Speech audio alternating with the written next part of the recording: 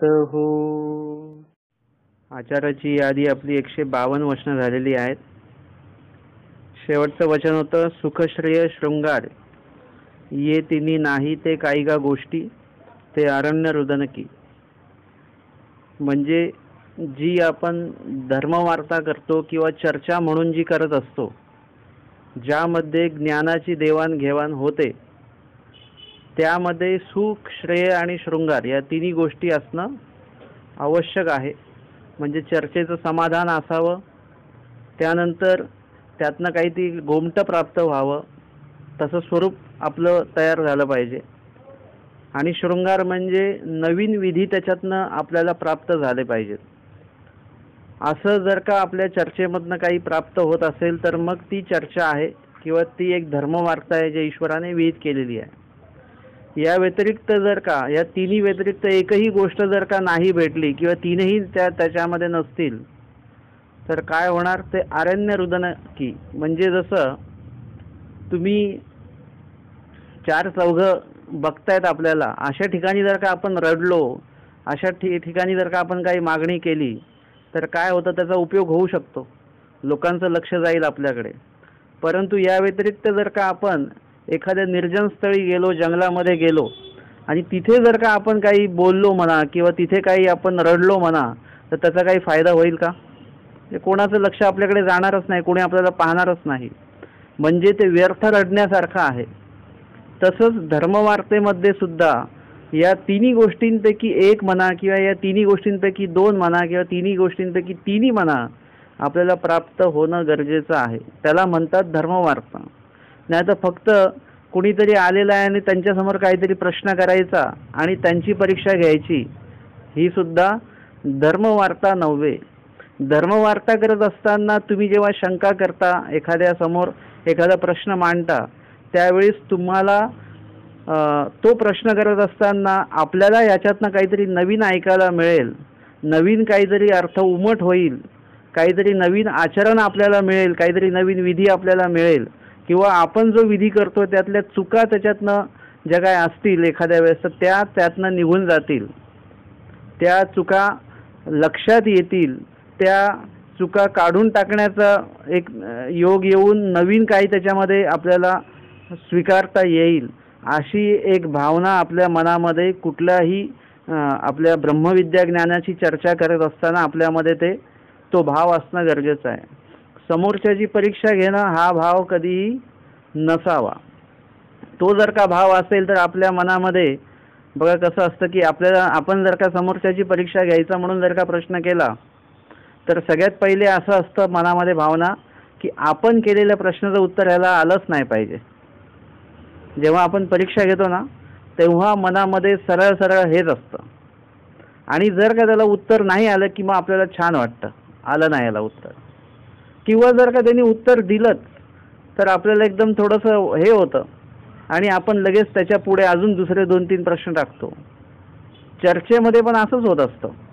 परंतु चर्चेमधला जो भाव आहे तो सुख, श्रेय, शृंगार ह्या गोष्टी प्राप्त करण्याचा जर का असेल तर हीच चर्चा एकदम दोषरहित चर्चा आहे.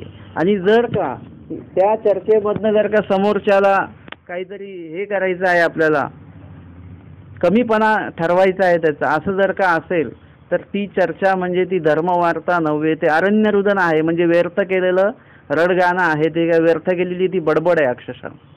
आणि म्हणून कधीही आपला धर्मवार्तेतनं आपला जास्तीत जास्त उपयोग, आपल्याला काय फायदा होईल, काय लाभ होईल, काय नवीन अर्थ प्राप्त होईल, त्याकडे आपलं लक्ष असणं खूप गरजेचं आहे. आता ही जी काही धर्मवार्ता आहे, जी सुख, श्रेय, शृंगार वगैरे हे कुठल्याही ठिकाणी चर्चा केली तर ती प्राप्त होईल का? जसं आपण म्हणू की आम्ही घरीच धर्मवार्ता करतो, आम्ही जरा म्हणालो की पोथीला येत जा, तर नाही आम्ही घरीच धर्मवार्ता करतो, मग घरी प्राप्त होईल का सुख, श्रेय, शृंगार? होईल, परंतु इथल्यापेक्षा कमी होईल. मग मी म्हणालो की नाही आपण मंदिरातच धर्मवार्ता करायची, बाकी कुठे आश्रमात जायचंच नाही चर्चा ऐकायला कोणाची, तर मग इथे पण सुख, श्रेय, शृंगार आपल्याला प्राप्त होत आहे, परंतु इथल्यापेक्षा पण अधिक वेगाने म्हणा किंवा अधिक चांगल्या प्रमाणामध्ये, अधिक चांगल्या गुणवत्तेमध्ये आपल्याला तिकडे प्राप्त होणार आहे आश्रमामध्ये. कदाचित अटनादिक्रमे जर का कधी भेट झाली कोणाची, तिथे जी चर्चा होईल त्याच्यातनं कदाचित अधिक प्राप्त होईल. म्हणजे सुख, श्रेय आणि शृंगार हे सगळ्या ठिकाणी सारखं प्राप्त होत नाही, कारण की त्या जागेचा सुद्धा एक प्रभाव असतो. आणि म्हणून स्वामी सांगतात, तो ते तुला मंगळ काळू झाला. म्हणजे ज्या ज्या ठिकाणी या तिन्ही गोष्टी प्राप्त होतात, कुठल्या, सुख आणि श्रेय आणि शृंगार, या तिन्ही गोष्टी जर का प्राप्त होत असतील तर तो काळ कसा म्हणावा? तर तो स्वामी सांगतात की तो ते तुला मंगळ काळू झाला. म्हणजे बाकीचे काळ कसे आहेत? मग आपल्याला एखादं समजा महागाईबद्दल आपण जेव्हा बोलतो, उन्हाबद्दल बोलतो, थंडीबद्दल बोलतो, पावसाबद्दल बोलतो, हे काय आहे? हे व्यावहारिक बोलणं आहे. हे तेवढ्यापुरतं तुम्ही बोला, म्हणजे व्यावहारिक माहिती होईपर्यंत तेवढं बोला. पण तुम्ही दिवसभर का त्याच्यातच लावला तर तो तुला काय झाला? अमंगळ काळ झाला तो सगळा. म्हणजे आपण काय केलेलं आहे, त्या काळाला आपल्यापुरतं किंवा आपल्या त्या ह्याच्यापुरतं की आपण त्याला काय केलेलं आहे, अमंगळ करून ठेवलेलं आहे. आणि जर का त्याच काळामध्ये तुम्ही जर का धर्मवार्ता जर का केली किंवा तो काळ जो आहे आपण चांगल्या उपयोगी जर का लावला, धर्मवार्तेच्या उपयोगी लावला, सेवादास्याच्या उपयोगी लावला, ईश्वर विहित वचनांच्या स्मरणार्थ जर का आपण तो लावला, लीळा चिंतनाच्या उपयुक्ती जर का तो आपण लावला, तर काय होईल? तो ते तुला मंगळ काळू झाला. दोन्ही गोष्टी करून बघायच्या. एका वेळेस 1 तास व्यर्थ गोष्टींवर बडबड करून मीटिंग करायची आपली आणि बडबड करायची, आणि तो एक तास तो बघायचा. आणि 1 तास असा बघायचा की ज्याच्यामध्ये आपण धर्मवार्ता केलेली आहे, धर्मवार्ता ऐकलेली आहे, स्मरण केलेलं आहे किंवा लीळा वाचन केलेलं आहे, आणि तो 1 तास बघायचा. दोन्ही तासांचं तुम्ही थोडंसं मूल्यमापन जर का केलं तर देवाचं ज्या तासामध्ये तुम्ही केलेलं आहे त्या तासामधला जो काही काळ आहे तो तुम्हाला समाधान देणारा आहे. तो त्या ह्याच्यामधला जो काळ आहे तो मंगल काळ तुम्हाला वाटेल. आणि अन्य वार्ता केल्यानंतर जेव्हा तुम्ही मागे वळून सगळं बघाल, निकाल बघाल, तेव्हा तुमच्या लक्षात येईल की अरे एवढा वेळ आपला वाया गेला, ह्याच्यातनं फायदा तर काही झाला नाही, भेटलं तर काहीच नाही आहे, उपयुक्तता ही काहीच झाली नाही. की तो ते तुला मंगळ काळू झाला. म्हणजे सुख, श्रेय आणि शृंगार त्या चर्चेतनं जर का आपल्याला भेटत असेल, प्राप्त होत असेल, किंवा त्या सेवादास्यातनं जर का प्राप्त होत असेल, ईश्वर विहित वचनातनं जर का ते आपल्याला प्राप्त होत असेल, तो नक्कीच तुम्ही काय केलेलं आहे, त्या काळाला तुम्ही बदललं. कधी कधी असं असतं की आपलं वेळ वाईट चालू असतो आणि अशा वेळेस आपण डोक्यामध्ये पूर्ण आपल्या वेगवेगळे विचार चालू असतात, आणि अशा वेळेस जर का तुम्ही मंदिरात आलात किंवा आश्रमात गेलात, एखाद्या अधिकाऱ्यांची भेटी घेतली की तेवढ्या वेळामध्ये तुम्हाला शांतता वाटते. तुम्ही म्हणता मंदिरात आलो, आश्रमात आलो, बाबांना भेटलो तर खूप चांगलं वाटायला लागलं. म्हणजे काय झालं ना मंगळ काळ. तुम्हाला तेवढ्या वेळासाठी तुम्ही तो तुमचा काळ, वाईट काळ तुम्ही चांगला करून घेतलेला आहे. आता हे अशा पद्धतीने झालं. आता जो काही तुम्हाला विधी प्राप्त करायचा आहे, ज्ञान प्राप्त करायचं आहे, अशा वेळेस तुम्हाला निरंतर परमेश्वरा आठवणं म्हणजे काय आहे, पूर्ण जो तुमचा वाईट वेळ आहे तो तुम्ही चांगल्यामध्ये बदलून घेता.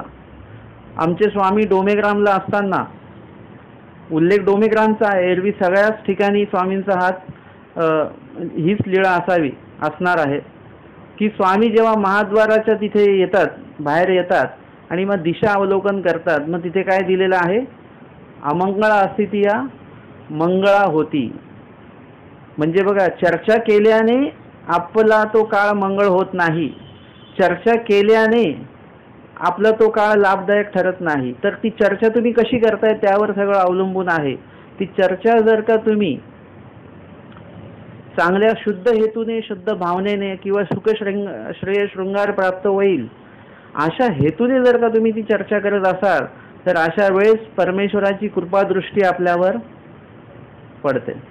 परमेश्वरही आपल्याकडे पाहतात आणि मग पाहिल्यानंतर मग तो काळ जो आहे किंवा तो जो काही पूर्ण आपलं जे काही वातावरण आहे ते मंगळ होत असतं. अमंगळा अस्थिती या मंगळा होती. म्हणजे एरवी तर सगळं अमंगळच सुरू आहे आपल्या जीवनामध्ये. एरवी ते असं ते कुणाचं लग्न आता हे करायचं असेल तर मग त्या मुलीला मंगळ आहे. आणि आमच्या इथे चालू की ते तुला काळ मंगळ झालं. आमच्याकडे मंगळ म्हणजे चांगली गोष्ट आहे, अमंगळ असणं म्हणजे वाईट गोष्ट आहे. मंगळ म्हणजे चांगला वेळ जो आहे तो असणं गरजेचं आहे. आणि म्हणून पुढे स्वामी सांगतात की ही धर्मवार्ता जी आहे ज्याच्यातनं सुख, श्रेय आणि शृंगार हे प्राप्त होणार आहे, की ज्या चर्चेमुळे आपला काळ मंगळ होणार आहे, चांगला होणार आहे, ज्याच्यातनं आपल्याला आपलं जीवन जगण्याचं मूल्य आपल्याला प्राप्त होणार आहे, असं जे आहे अशा गोष्टी आपण कुठे केल्या पाहिजेत? कुठेही कराव्यात का त्या गोष्टी? कुठेही करता येत नाहीत. आणि कुठेही जरी केल्या तरी त्याची सात्विकता आपल्याला तशी प्राप्त होत नाही. जसं तुम्हाला माहिती आहे पिकांच्या बाबतीमध्ये की अमकं पीक आहे ते उन्हाळ्यात लावलं तर चालत नाही. तुम्ही किती त्याची जोपासना करा, पण ते हिवाळ्यात जसं येईल तसं ते उन्हाळ्यात येणार नाही. किंवा एखादं पीक आहे जसं ते उन्हाळ्यात येईल तसं हिवाळ्यात येणार नाही. प्रत्येक भूमीचं पण सुद्धा एक हे आहे, ते अमक्या भूमीमध्ये जर का ते पीक घेतलं तुम्ही तर ते पीक येणार नाही. चहाचं पीक इकडे येणार नाही तुम्हाला. म्हणजे प्रत्येक बघा भूमीचं किती महत्व आहे. त्यानुसारच आहे की तुम्ही जेव्हा चर्चा करता, तुम्ही जेव्हा बोलता, तुम्ही एखादा विधी करता, त्यावेळेस त्या भूमीचं सुद्धा एक महत्व असतं की ते कुठे केलं पाहिजे. आमच्या शास्त्रामध्ये तर सांगितलेलं आहे की भूमीची सुद्धा शोधणी करायची असते. आपण जिथे बसतो त्या बसण्याच्या ठिकाणाची एक हे केलेली आहे की इथे कसं आहे, इथे कसं आहे, इथे कसं आहे. बसल्यानंतर तुम्हाला तिकडे तामस विचार येत असतील तर सांगितलं ती जागा तामस आहे असं समजायचं. एखाद्या ठिकाणी राजस भाव निर्माण होत असतील तर तिकडे ती जागा राजस आहे असं समजायचं. एखाद्या ठिकाणी जर का बसल्यानंतर सात्विक भाव निर्माण होत असतील तर ती जागा सात्विक आहे असं समजायचं. आपल्या बाबतीमध्ये असं आहे, आपण कुठल्याही ठिकाणी बसलो, छिन्नस्थळीच्या बाजूला जरी बसलो तरी आपल्या मनामध्ये तमतमच असते. मग तिथे सांगितलं की असं समजायचं की तुम्हीच तामस आहात. मग तुम्ही कुठेही बसलात तरी तुमच्यामध्ये तामसच भाव निर्माण होईल. आपण पोथीमध्ये जरी बसलो तरी आपल्या डोक्यामध्ये काहीतरी राजस तामसच विचार चालू असणार आहेत. आपण कुठे चांगल्या स्थानाच्या ठिकाणी असो, प्रवचनाच्या ठिकाणी असो, तरी आपल्या डोक्यामध्ये वेगवेगळे विचार चालू असणार आहेत. हे स्वतः आपण कोण आहोत हे ब्रह्मविद्या आम्हाला सांगते बरं का. आपल्या डोक्यामध्ये जर का हेच चालू असेल तर समजायचं की आपणच मुळात तामस आहोत. मग ती जागा कशी सात्विक जरी असली तरी आपल्या डोक्यात तेच चालू राहणार. आणि त्यासाठी तुम्हाला काय करावं लागेल, तुमच्यातला तो काही जो दोष असेल त्याला नियंत्रित करायचं आहे तुम्हाला स्वतःला. आणि म्हणून त्या भूमीचं सुद्धा महत्त्व आहे की सात्विक भूमी असेल तर सात्विक भूमीवरच आपण जर का बसलो, तिथे जर का रहिवास केला तर त्याच्यामुळे काय होणार आहे की आपोआपच तुम्हाला विधी करण्यामध्ये अजून सहाय्यता होणार आहे.